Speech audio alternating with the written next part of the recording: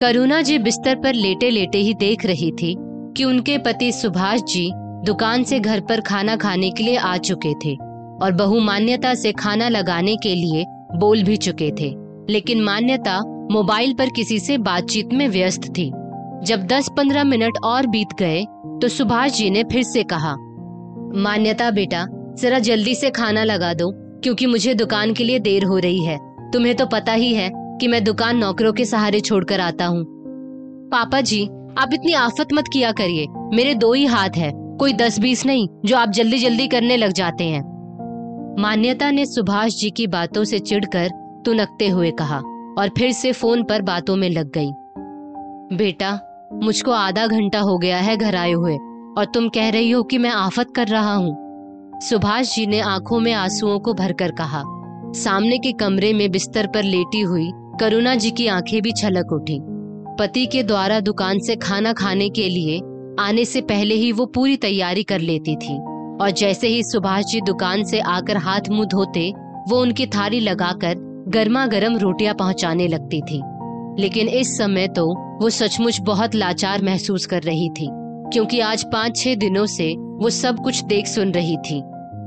हे भगवान, क्यों आपने इतनी परेशानी दे दी मुझको कि मैं अपने पति की सेवा भी नहीं कर पा रही। 2 गरम गरम आंसू करुणा जी के गालों को स्पर्श करते हुए बह निकले।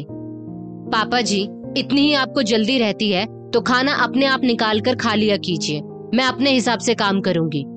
फिर से अचानक करुणा जी को बहू की आवाज सुनाई पड़ी और वो खाने की थाली लगाकर लाई और ससुर के सामने पटक दी। सुभाष जी ने आंखों में आंसुओं को भरकर 2-4 कौर हलक के नीचे उतारे और पानी पीकर चुपचाप उठ गए और बाहर से ही वापस दुकान पर चले गए कि कहीं उनके ये आंसू करुणा जी न देख ले, जिनकी जिंदगी सुभाष जी से शुरू होकर सुभाष जी पर ही समाप्त होती थी। सब कुछ बहुत अच्छी तरह से चल रहा था। करुणा जी सुभाष जी का बहुत ही ज्यादा ख्याल रखती।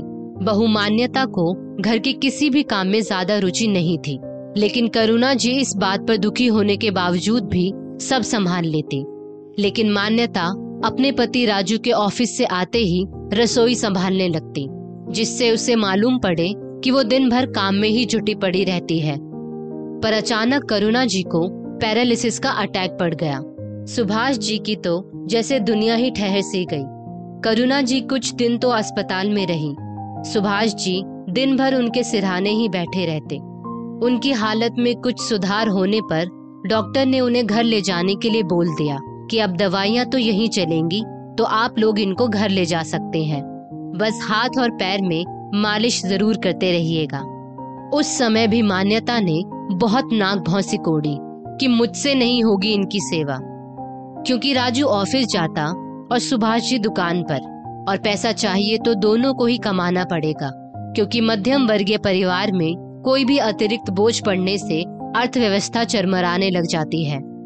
राजू ने भी उस समय पत्नी का ही साथ दिया। पापा, कह तो मान्यता ठीक ही रही है, अब मम्मी का बोझ कुछ कम तो होगा नहीं।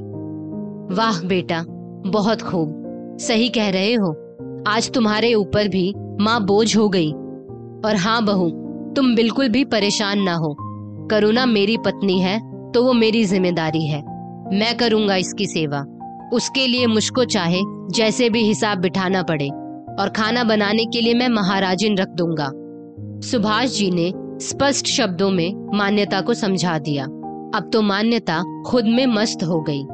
जब सुभाष जी दुकान जाते तो करुणा जी की मालिश करके जाते और रात को लौटकर भी उनके हाथ पांव की मालिश करते, और बीच बीच में दुकान से चक्कर लगा जाते, और दोपहर में खाना खाने के लिए तो आते ही थे। महाराजिन खाना बनाकर रख जाती थी। लेकिन हालात इतने बुरे हो जाएंगे कि बहू बिल्कुल बदतमीजी पर उतर आएगी, खाना भी निकाल कर देना उसको दूभर हो जाएगा, ये उन्होंने नहीं सोचा था। इधर करुणा जी दुखी थी और उधर सुभाष जी मन ही मन परेशान थे। उनको कुछ समझ में नहीं आ रहा था कि आखिर क्या किया जाए। सुनो जी, मुझको आपसे कुछ कहना है, करुणा जी ने लड़खड़ाती हुई आवाज में उस समय कहा जब सुभाष जी उनकी मालिश कर रहे थे। बताओ, क्या कहना चाहती हो? सुभाष जी ने करुणा जी का चेहरा ताकते हुए कहा।